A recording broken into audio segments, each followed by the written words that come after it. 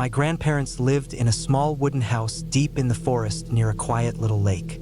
The mornings there were breathtaking, with the mist hovering over the water. Since there was no internet, I invited a friend to join me on the trip. The only entertainment was an old, tiny television from the late 90s, which had a few channels and a VHS player. My grandma was a big fan of horror films, so there were stacks of old horror tapes. I guess that's where my love for horror came from. It took about 3 hours to reach the nearest town and another 6 to drive from home. The road trip was fantastic, and we finally arrived at around 8 p.m. My friend and I were thrilled to be there. As soon as we parked, we hopped out, and I ran to hug my grandparents. They showed us to our room upstairs. It had a large bed, a private bathroom, and a little balcony that overlooked the lake. It was winter, and the snow made everything look magical at night. Even though it was cold, I always felt too warm while sleeping, so I opened the window to let the crisp air in. After that, we went downstairs to get our bags. My dad handed them to us, and my friend carried them up while I sat and waited for my grandma to make us hot cocoa. As we sipped our drinks, I asked if we could watch a movie before bed. She agreed but told us to keep the volume low. After eating, drinking, and showering, our grandparents went to bed, and my friend and I searched through the tapes. We settled on Friday the 13th and had a great time watching it. Once the movie ended, we shut everything off and crawled into bed, exhausted. The next morning, we woke up at 8 o'clock and hurried downstairs for breakfast. After eating, we decided to go for a walk since the day was sunny, though the air was still cold. We asked my grandpa if we could follow the walking path nearby, and he said yes, as long as we didn't stray from the trail. My grandma packed a small bag with sodas and snacks, and as soon as we were ready, we set off. The forest walk was peaceful and stretched for about an hour. We strolled at a relaxed pace, enjoying the scenery. Eventually, I sat on a rock to have a snack, and my friend joined me. That's when we heard something strange, a noise coming from ahead. We glanced at each other, stood up, and cautiously walked in the direction of the sound. Then we saw it. Blood in the snow. At first, I figured it was just a wild animal, maybe a fox catching its prey, so we kept walking. But then, a voice broke the silence. A girl's voice. She was crying and calling for help. We froze, trying to figure out where it was coming from. My friend grabbed my arm and hesitated. "This might be a bad idea," she whispered. I waved her off. "What if she's in trouble?" I reasoned. We were in the middle of nowhere. Who else would help her? So we walked on, calling out, "Hello? Is anyone there?" Like a couple of clueless kids. The voice returned, and this time we ran toward it. Then I tripped. I tumbled over a rock hidden beneath the snow, landing hard while my friend burst into laughter. But when I got up, her face suddenly turned serious. She pointed ahead, and that's when I saw it. A cabin. Something about it made my skin crawl, but curiosity got the better of us. We stepped inside. The place was a mess. Clothes scattered everywhere, old shoes, shirts, and underwear lying on the floor. The air smelled of rotting food, and dirty dishes were covered in thick cobwebs. The house had been abandoned for a long time. We continued exploring, peeking into one of the rooms, and that's when we saw it. Chains hung from the walls. A bed had thick straps attached to it. Knives lay scattered on a table. The walls and floors had dried bloodstains. We barely had time to process it before turning around, only to see a girl standing in the doorway. We screamed. Bolting out of the cabin, we ran until we reached the trail again. We never stopped, never looked back. Breathless, we decided not to tell my grandparents. We didn't want to get in trouble for wandering off. Back at the house, we tried to forget. We watched movies, letting time pass until we grew too tired and went to bed. Then, in the middle of the night, a scream ripped through the air. I shot up in bed and saw my friend standing on the balcony, staring out toward the lake. "Why did you scream?" I hissed. "You're gonna wake up my parents." She turned to me, eyes wide with terror. That wasn't me. My stomach dropped. She pointed toward the lake, her voice barely a whisper. It was her. I followed her gaze and saw them. Multiple girls standing by the water, their voices overlapping in eerie cries of "Help us! Panicked, I slammed the balcony door shut. When we turned around, my dad was in the room with my mom, both looking confused. "Why are you two screaming?" We explained what we saw. My grandma came in, shaking her head. "There's no one outside," she said. "If there were, I would have heard them. I was sitting outside just a while ago." My friend and I exchanged uneasy glances. She finally spoke up. "We saw her during our walk too." At that, my grandma's face darkened. She sat down with a sigh. "A long time ago, terrible things happened there," she admitted. She told us that years ago, a man had lured girls to that cabin. He would keep them trapped, hurt them in unimaginable ways, and then they were never seen again. Though the man was eventually caught and sent away, the girls' bodies were never recovered. Even now, I can't stop thinking about it. Were they trying to lead us to their remains? Or were they just lost souls, still searching for peace? No one should have to suffer like that. This happened in the early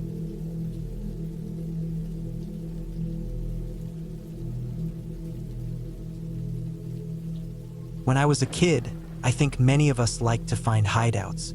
A lot of us built forts or secret places to escape to. My own hideaway was an old, abandoned shack deep in the hills. This happened when I was in my 4th year of grade school. I usually spent time with 2 classmates, and together we found the shack while playing in the hills. One day, while exploring, we stumbled upon the place. It looked forgotten, with dust and cobwebs covering everything. It felt like stepping into a forgotten dungeon or something straight out of an adventure game. Inside, we saw old furniture, though most of it was broken and falling apart. Still, to us, it felt like we had just discovered something amazing, our own secret clubhouse. From that moment on, we spent most of our afternoons there. I even brought an old chair from home, and we'd bring comic books and snacks. It became our little sanctuary. We wanted to keep it just for ourselves, so we agreed that no one else from school or anywhere else was allowed in. To make sure of that, we pooled our money and bought a lock and latch, installing them on the outside of the door. We also put a simple bolt lock inside so we could keep the door shut while we were inside. Every day at school, we decided who would be the first to arrive. That person got to hold the key for the day, and anyone who came later had to use a special knock to be let in. The knock was something simple, but I still remember it clearly.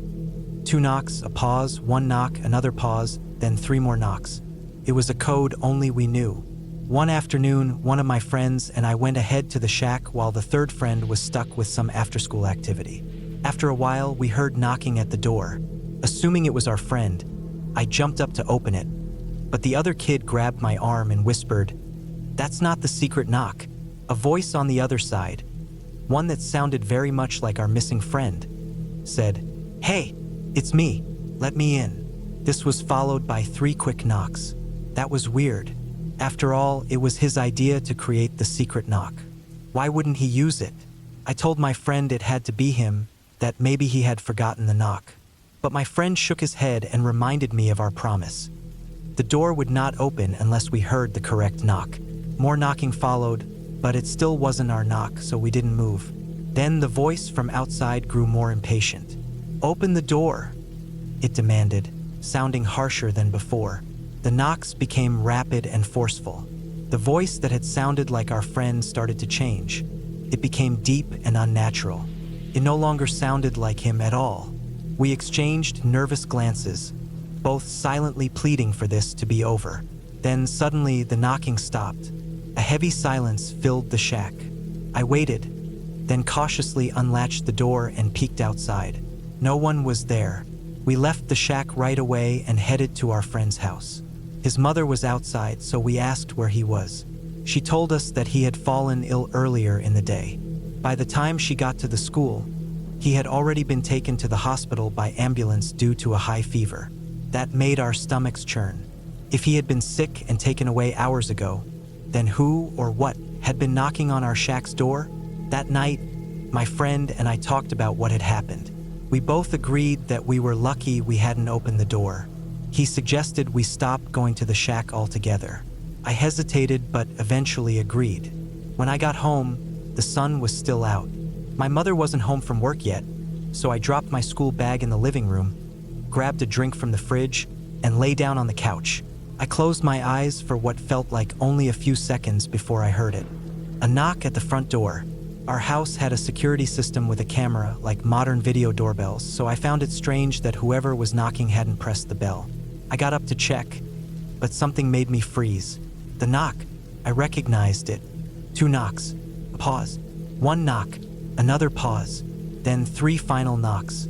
It was our secret knock. My head spun. Whoever was outside couldn't be my friends.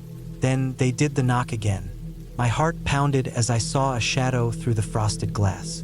It was bigger than my friends, tall and broad, looming outside the door. I had the sickening feeling that whatever had come to our shack had followed me home. The pounding at the door grew louder. Panicked, I grabbed the phone and called my friend, the one who had been with me at the shack. After a few rings, he picked up. "You won't believe this," I whispered. "Someone is knocking on my door. Our secret knock." Silence. Then, another voice spoke through the phone. "Open the door." I don't remember what happened after that. The next thing I knew, I woke up on the couch. For a moment, I thought it had been a bad dream, but then I saw the phone on the floor. It had been a corded phone, and when I picked it up, there was no dial tone, only silence. The next day, my friend told me that he had heard knocking at his door that night, too. The same knock. We never went back to the shack. Sometimes I wonder if something in that old place noticed us. Maybe something still lingers there. I once heard stories of sick people being left in the hills long ago, isolated to prevent disease from spreading to the villages below. Who knows what could be left behind?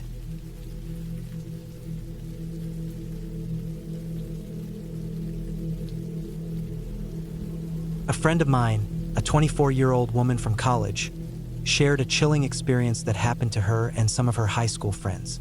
She's from Rochester, New York, and used to take frequent camping trips to various spots in upstate New York. During her senior year, she and 4 friends went to a campground with cabins lined up along the lake, available for rent. As the sun set, the girls noticed a group of young men, around their age, a few cabins down. They had music playing, were dancing around a bonfire, and drinking beers. One of the guys called out, inviting them over. They decided to join, and at first, everything felt completely normal, just a fun night around the fire. As the evening went on, one of the guys got extremely drunk, so much so that he could barely stand straight. At one point, he pulled out a small handgun, claiming it was his father's. He started waving it around carelessly, which made everyone uncomfortable, including his own friends. Things got worse when he pointed it at his own head and laughed, despite his friends frantically yelling at him to put it away and stop fooling around.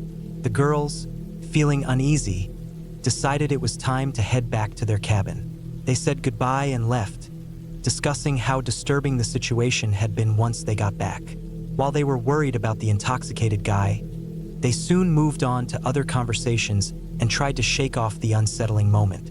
Hours later, deep into the night, a loud gunshot shattered the silence, coming from the direction of the guy's cabin. Within minutes, flashing red and blue lights filled the campground as police cars rushed to the scene. An officer knocked on my friend's cabin door and started asking questions about their visit earlier that evening. When my friend asked what had happened, the officer revealed that the young man had shot himself in the head in front of his friends. It wasn't immediately clear whether it was intentional or a tragic accident. To this day, my friend suffers from PTSD because of that night and has since avoided camping trips. I was at the campsite with her in the same cabin, and we all stayed up together that night.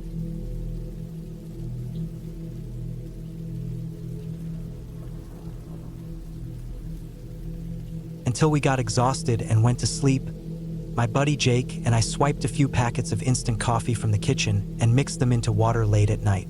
Jake didn't have the same caffeine tolerance as me, so he ended up staying awake a little longer after the rest of us had dozed off. I asked him what he planned to do, and he mentioned he had brought a book and was going to read until he got sleepy. It was about 1 a.m., and we were all sound asleep when the loudest scream shattered the silence. Jake was trembling inside his sleeping bag, sobbing uncontrollably. Everyone in our cabin rushed over to check on him and see what had happened. His scream was so loud that if it hadn't woken up the other cabins and the camp counselors, his crying definitely did. Within minutes, the counselors were inside our cabin. I stayed on my top bunk to avoid getting trampled. Jake stammered that he had seen a ghost wandering around the cabin. He also claimed he heard a strange gust of wind as the spirit moved. Another guy in our cabin backed him up, saying he had heard the same sound. After that, Jake was sent home, and the rest of us continued our time at camp, though the atmosphere felt off. When we all got back home, I spoke with Jake, and he shared even more chilling details. He told me that he had stared at the ghost for roughly 3 seconds, too stunned to react. The spirit didn't appear like the floating white figures from movies.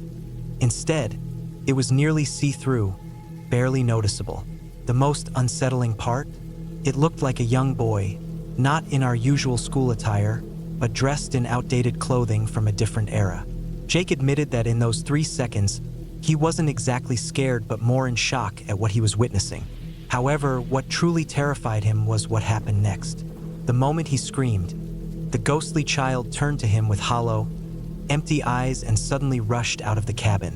That movement created the eerie wind-like noise that he and the other guy had heard. I still remember what Jake said next, and it sent shivers down my spine. If I were in his shoes, I might have doubted my own memory. But he was certain about one thing: the ghost looked just like me. For a brief moment, it had my face, only devoid of emotion. Though the encounter lasted mere seconds, he described it as feeling like an eternity. He swore it wasn't just his mind playing tricks. When their eyes met, he saw nothing behind them, as if the soul had been drained away. The whole thing left me deeply unsettled, and I genuinely felt bad for him. It was bizarre because Jake was the most truthful person I knew, and he seemed genuinely shaken. I even wondered if the caffeine had messed with his mind, but he had drunk the coffee the night before without experiencing any hallucinations. Plus, he was no stranger to caffeine. He drank it regularly and enjoyed the taste, even though it kept him up. Even now, this story sends chills down my spine.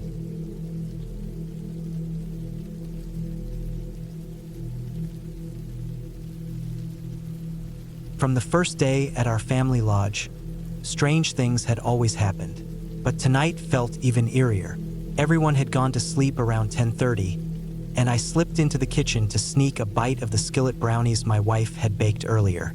As I was slicing a piece, a woman's voice softly whispered, "What are you doing in here?" A chill ran down my spine. I hesitated and said, "Lisa?" without turning around, thinking my wife had caught me. But when I glanced over my shoulder, no one was there. Brushing it off, I continued cutting the brownie until I heard an even louder, clearer whisper from a female voice.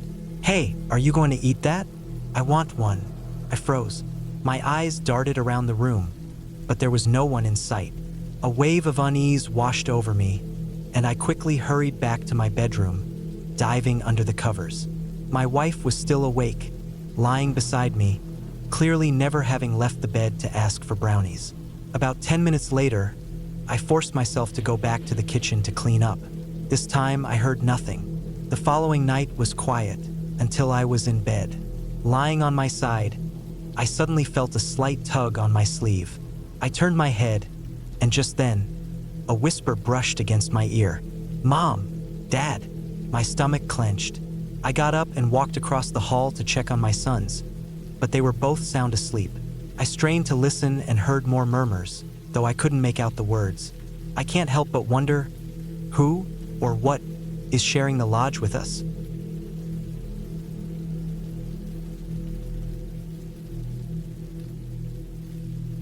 My mom, my 2 older brothers, and I would visit my aunt and her 3 kids around Christmas.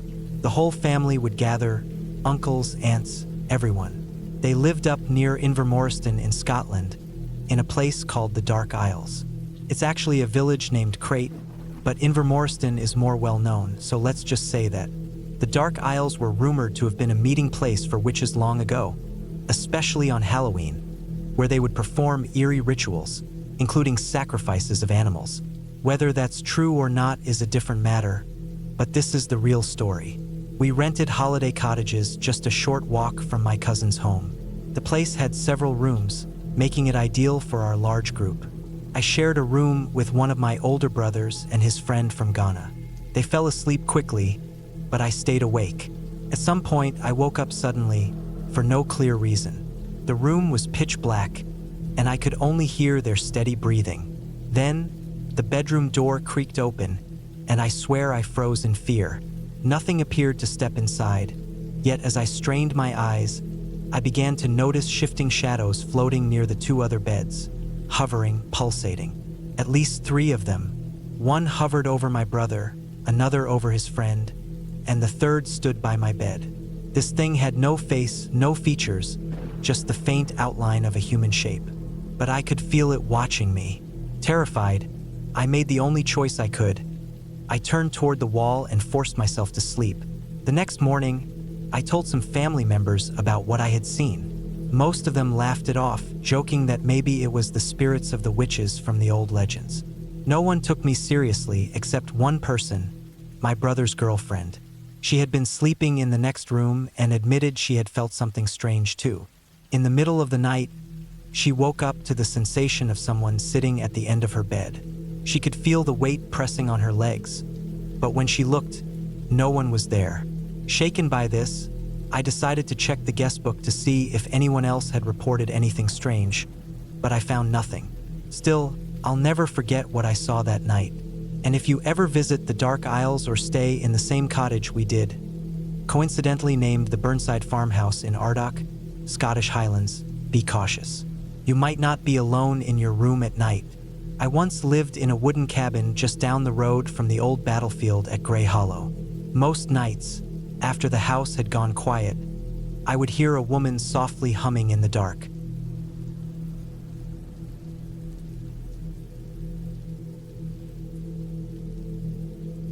I was the only lady in the home, and at that time I used to sleep on the couch. Many nights, it felt as if someone was slamming into it with full force. One day, I heard voices outside my front window. Curious, I glanced outside to see who it was. It turned out to be a group of tourists pausing on the porch in front of my house, chatting about the place. Now, this wasn't the first time they had done this. They had gathered there plenty of times before. But this time, I decided to pay closer attention to what they were saying. What I heard was downright chilling. It confirmed my suspicion that something eerie was definitely happening in that house.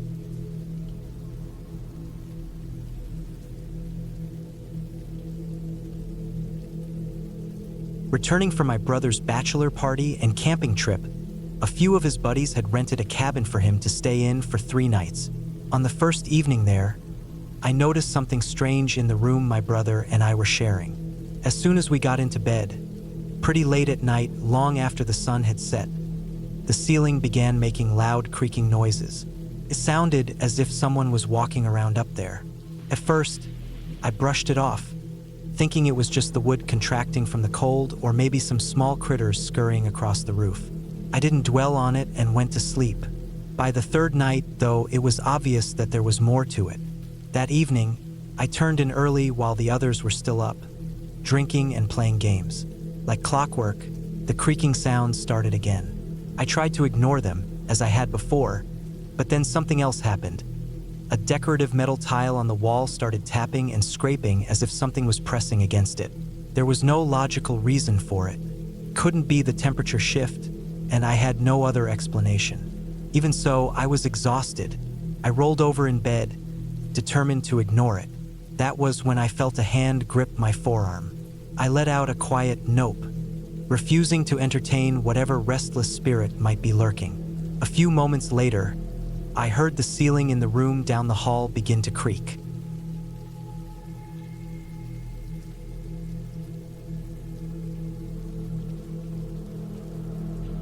When I was around 10 years old, I used to go to a summer camp in northern Ontario. The camp was split into 2 parts. 1 week was spent doing group activities, and the other was a canoe trip. I slept on the top bunk in the far corner of a cabin that had about 5 sets of bunks, all occupied. Our counselor had a separate bed tucked behind a curtain off to the side. One night, or maybe it was very early in the morning, I woke up to a noise. I glanced over the edge of my bunk and saw something standing in the middle of the cabin, its shape outlined by the moonlight. It was short, maybe about 5 feet tall, with a sharp, narrow face. Its fingers and feet looked strange, almost claw-like, resembling some kind of goblin. It moved slowly, sniffing at each kid sleeping on the lower bunks. I was frozen in place, barely breathing. I don't think it realized there were beds on the top bunks. After a while, it made its way to the door, stepped outside, and knocked over the fire barrel on the way out. Just then, I heard the counselor call out a warning about the barrel. Ironically, a little too late. That's when it fully hit me. The counselor had been in bed the entire time. Now that I'm in my late 30s, I still wonder what that thing was looking for. I have no idea what it wanted. There have always been old stories about children disappearing or being replaced, but I just don't know. All I do know is that I never went back. When I turned 13, we visited my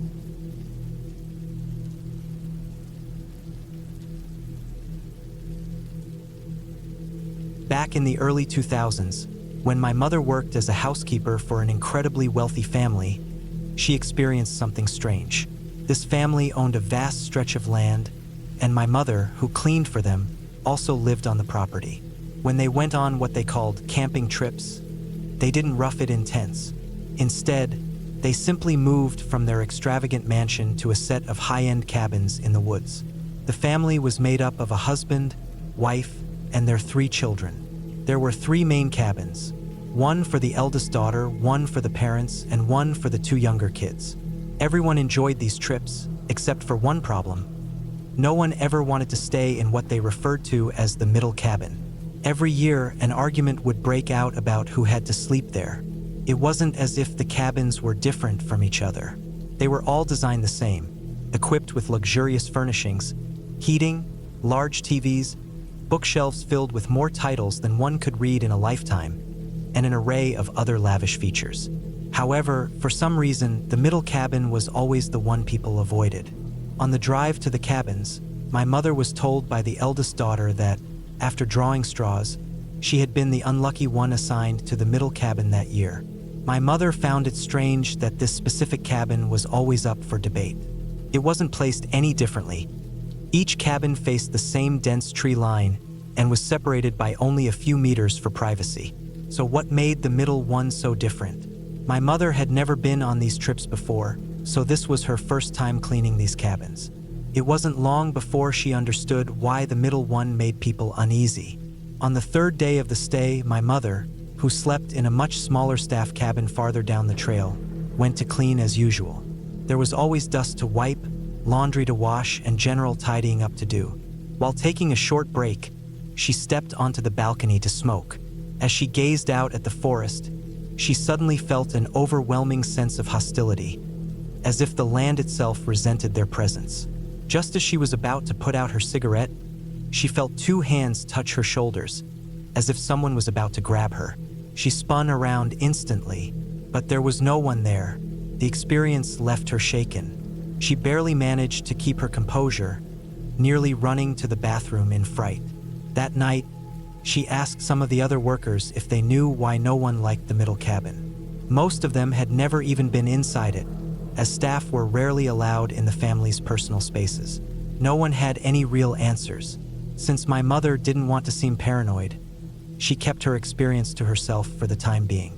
A few more days passed, and my mother began cleaning the middle cabin as quickly as possible to avoid spending too much time inside. One afternoon, as she was doing laundry, she heard a noise coming from the bathroom. She knew the eldest daughter was out on an excursion, so she cautiously approached the door. She had just finished cleaning the bathroom and had left both the front and back doors open to air out the cabin. There was no way anyone could have entered without her noticing. Assuming she had simply misheard something, she called out to see if the girl had returned early. No response. Heart pounding, she tiptoed toward the bathroom, trying not to make a sound. She peered around the door frame, expecting to see someone, but the bathroom was empty. She sighed in relief, telling herself it was just her imagination. Finishing up, she put away the clean clothes, shut the balcony door, and moved to close the front door. Just as she pulled it shut, she heard a voice from inside the bathroom, muffled, barely a whisper, but unmistakably real. This time, my mother didn't investigate. She shut the door and left immediately. Later that evening, she saw the family return from their outing. The eldest daughter was with them. It was impossible for her to have been in the cabin earlier that day. The worst experience, however, happened on one of her last nights there. The eldest daughter had ordered pizza, and leftover slices were carelessly strewn about the floor. She had a habit of discarding what she didn't want instead of putting it back in the box, which irritated my mother to no end. As she grumbled to herself in Spanish about the girl's spoiled behavior while cleaning up, a sudden shriek rang out behind her. Panic surged through her. She whipped around, convinced the girl had overheard her complaints. But as she turned, she saw something that made her stomach drop. It was a figure, but not a solid one. It looked like a scribble, like a child's crude drawing of a person, shaded incompletely with dark lines. It had no distinct features, just a shifting, black outline. And the sound, she knew the shriek had come from it. For a moment, she stood frozen, staring. Then, as quickly as it had appeared, the figure vanished. She ran. She didn't bother closing the cabin door behind her and fled to the workers' quarters, where she stayed curled up on her bunk for hours. Eventually, one of her colleagues found her and asked what was wrong. My mother barely managed to explain that she had seen something in the middle cabin. Her friend didn't press for details, but insisted they finish up before the family returned. Cautiously, my mother went back and, with her friend's help, cleaned the cabin as fast as possible before retreating again. The next morning, as she tidied up the room, the eldest daughter, Isabel, was also there. She wasn't rude, just a bit untidy. She casually asked my mother how she was, and my mother responded politely. But as soon as she said she was fine, she hesitated and decided to ask something. "Why does no one want to stay in the middle cabin, Miss Isabel?" Isabel's face went pale. She locked eyes with my mother and said, "Because it's the only one that's haunted." Realization hit. My mother's suspicions were confirmed. Seeing her reaction, Isabel pressed further, asking if she had seen anything. Eventually, my mother admitted what had happened. Isabel's expression turned grim. "You saw it, didn't you?" she asked. "The shadow?" my mother asked cautiously. "The scribbled one," Isabel corrected. A chill ran down my mother's spine. Isabel went on to explain that she had seen the exact same figure as a child, back when she was around 7 years old. One of her younger siblings had been in the room with her at the time, but they were asleep when it happened. The encounter had terrified her so much that she never forgot it.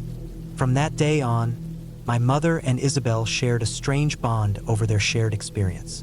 Even after my mother eventually stopped working for the family, they kept in touch for years.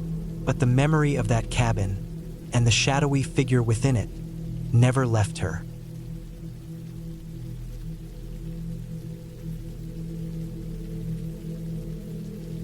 I had just settled into my great-grandfather's old cabin, the one he had left me after finishing up my work. On my second night there, I had an intense dream where I didn't have any of my old scars and was married to my high school sweetheart. Exactly the life I'd always wanted.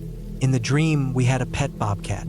I woke up the next morning and, while walking in the woods, I saw a bobcat, but something about it was off. It had a shadow that was way too large, towering over me, and it had a pair of hands and a triangular head.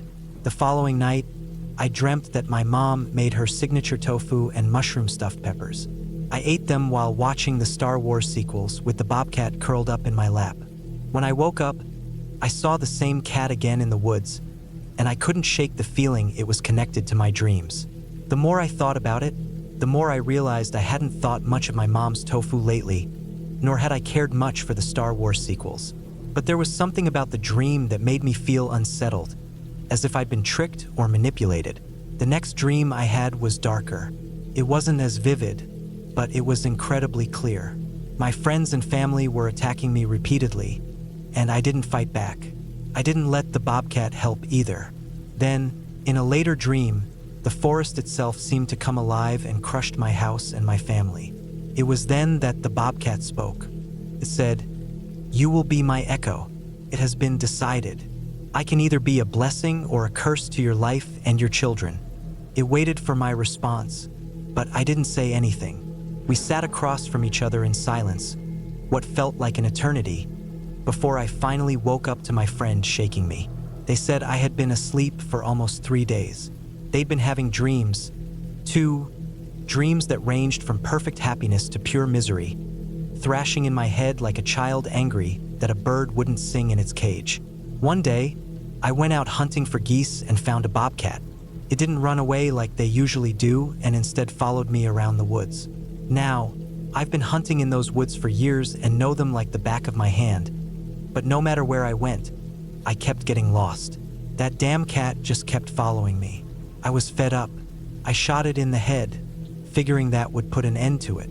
After that, I never had another dream about it. If anyone knows what that was all about, I'd love to hear it.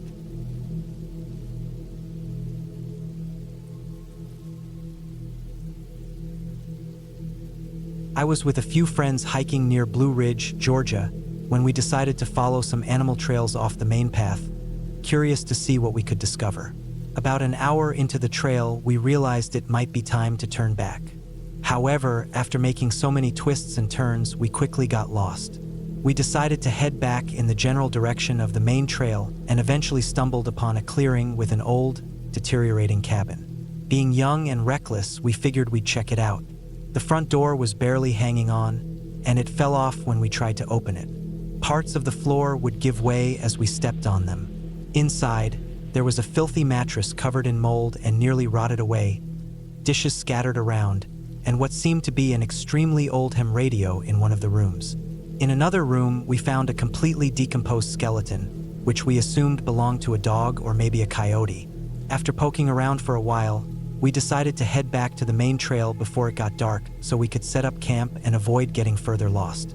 Since then, I've returned to that area 5 times, but I've never been able to find that cabin again. I often wonder what happened there, why it was abandoned, and what happened to the animal whose remains we found inside.